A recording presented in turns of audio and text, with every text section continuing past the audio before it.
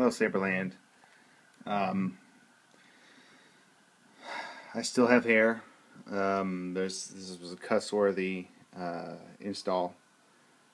It is the Tridcloudwalker Anakin Episode 2 Attack of the Clones. 1-to-1 accurate size. Of course, with the hollow core, so it's 99% accurate, meaning the groove isn't as deep as it should be right there, and there are sound holes in the back. Otherwise, it is accurate. It is very small. It is a 1-inch blade. I have a Tri-Rebel Royal Blue Amber in here. As you can see, my workstation is a mess just because I've been toiling over this. It has been a real challenge. The biggest challenge probably was getting touch plate activation here.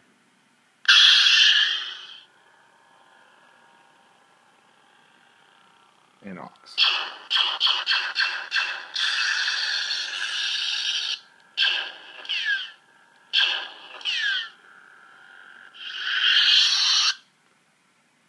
So what I did was crazy idea, was put tiny little tactile milled a little slot, and I put tiny little tactile switches underneath these LEDs.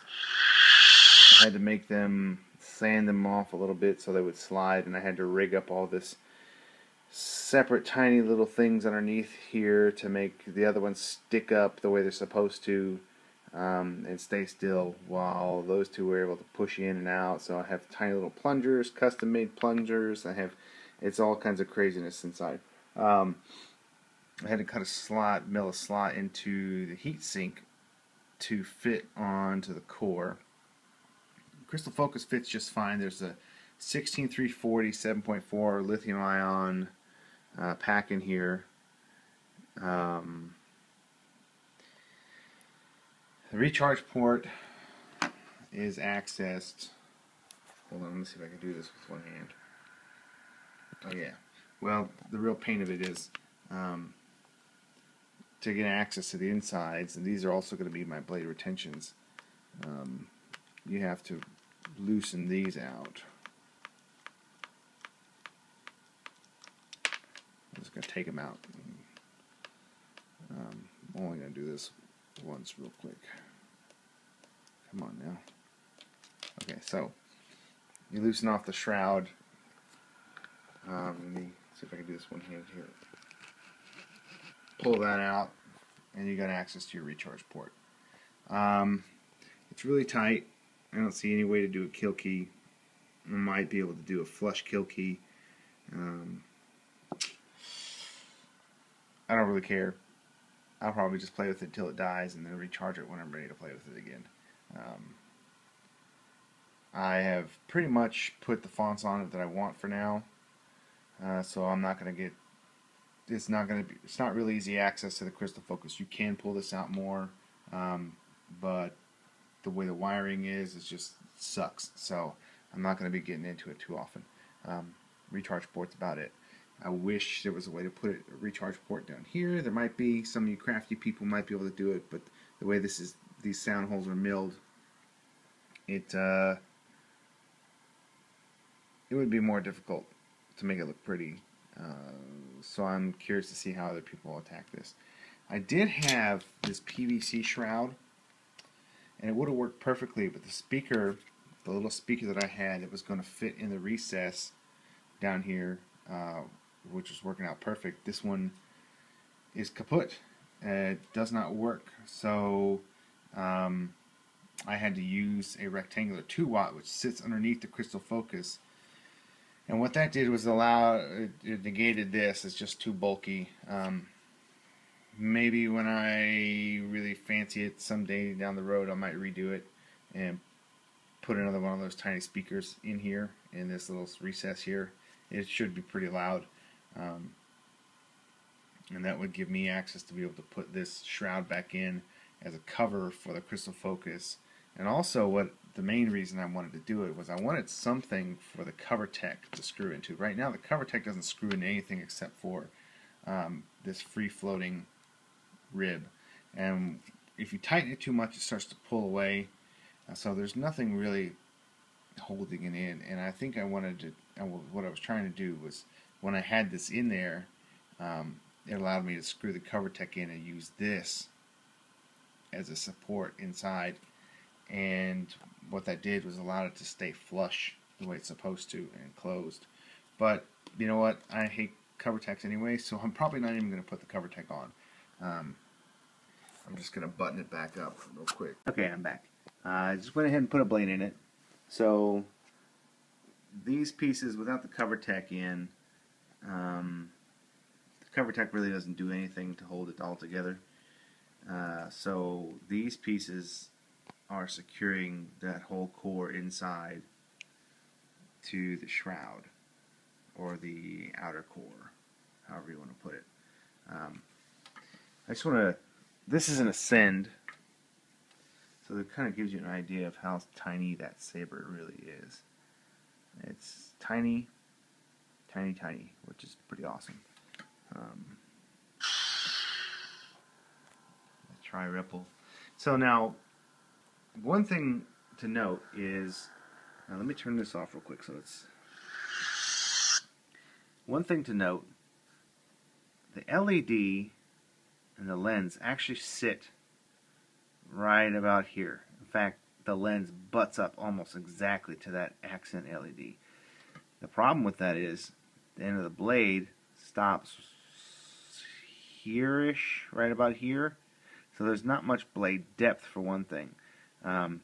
But there's a big gap of air in between the lens and the blade. So, and also these LEDs are kind of blocking the way, even though I oriented the Tri-Rebel to get the maximum amount of light around those, so they're kind of in between. Still, it's not as bright as it could be, just because of the fact that, well, for the reasons I just explained.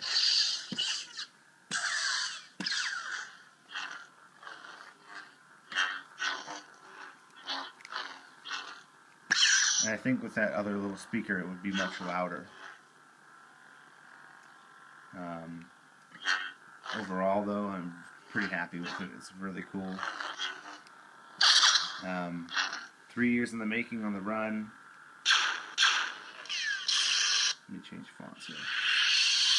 I think for accuracy's sake, so I had to cut real quick on accident. So here it is one more time, next to Ascend color mixing, and another slim saber that I have real close next to me is a Mark 6. So as you can see, that Anakin is little itty bitty. Oh, here's a shroud of an Ahsoka. This kind of gives you more of an idea. If you put the pommel on the Ahsoka, the length is about the same. It's pretty small, which is, I think, is awesome. I love this Anakin Attack of the Clones design. It is reminiscent of a Vader, an MPP. Let me just show you what I'm talking about here.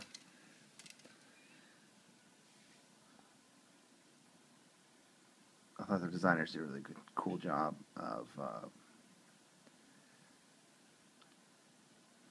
doing that.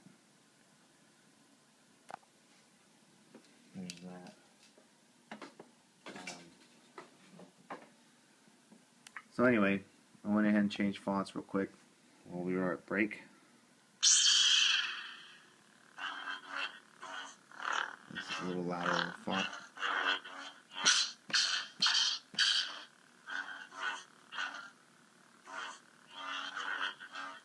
This is One Sith's Graphics 5. That the mix is actually got a tinge of pinkish purple, that amber and blue mixing for whatever reason. But looks good to me. I can always go into the config files and change things, but pretty happy with it. It's been one of my favorite hilts that I've always wanted to have lights in it, but the MR version is so gigantic it's not even funny. I would like to see someone redesign this a little bit more electronics friendly, although being one-to-one, it would be really tough. I think Trid did a really good job with that. The way the core has to be to accommodate this groove inside was pretty.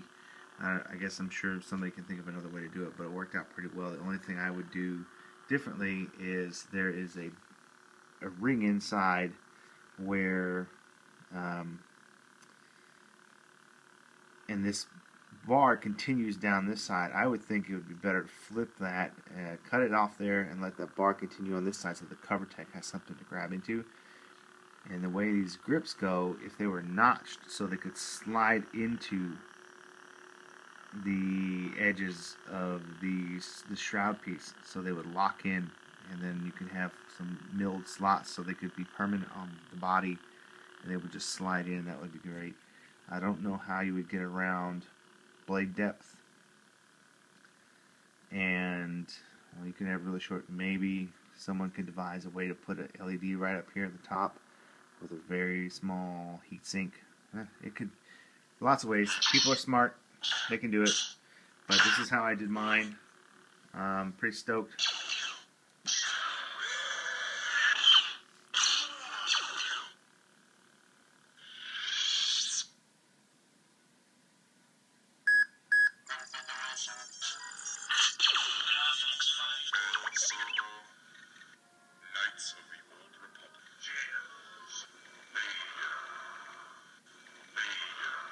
Kind of appropriate font. So as it boots up.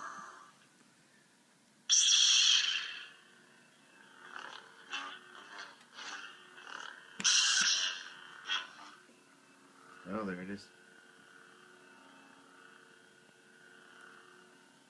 Still bright, but not as bright as it could be for the reasons I explained earlier. But man, I'm pretty stoked by this.